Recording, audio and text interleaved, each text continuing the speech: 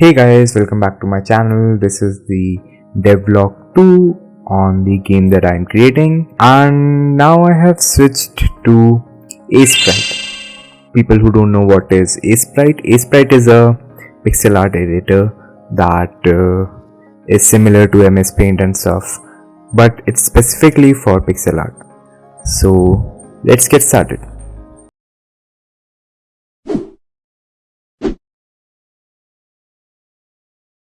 So first reason why I started using Aseprite was it was easy to learn. It has a very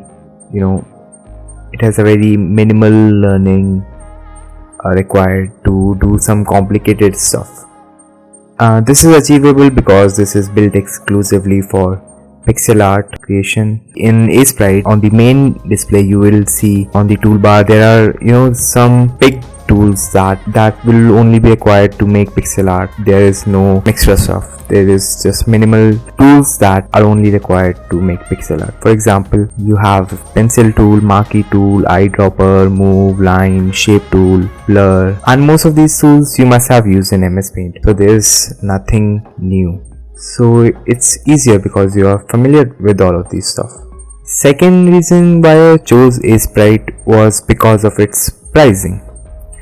It's priced for $20, which is totally worth it. You can try the trial version too. The only downside in trial version is that you can't export your projects that you are creating, but you can just try the trial version and see if it works out for you, it works on your system.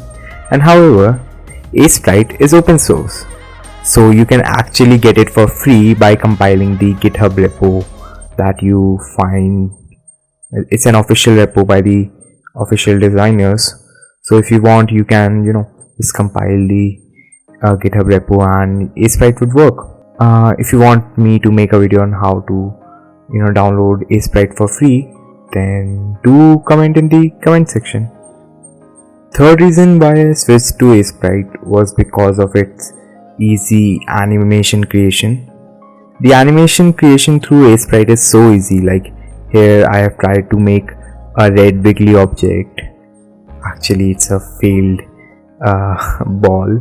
I was trying to create a ball but I was too lazy to complete it. There's this option called onion skin, which shows you the previous and the next frame which you have already created, so it's easier for you to create the current frame according to these two frames. And that's not it. Aseprite creates a tile set for you. When you have created multiple frames in your for your object, for your layer, so you can just export it and it will contain all different frames, and you can just export it to PNG. It's just so handy for you. So guys, that's it for this video. I hope you liked my video, and if I don't see you, good afternoon, good evening, and good night.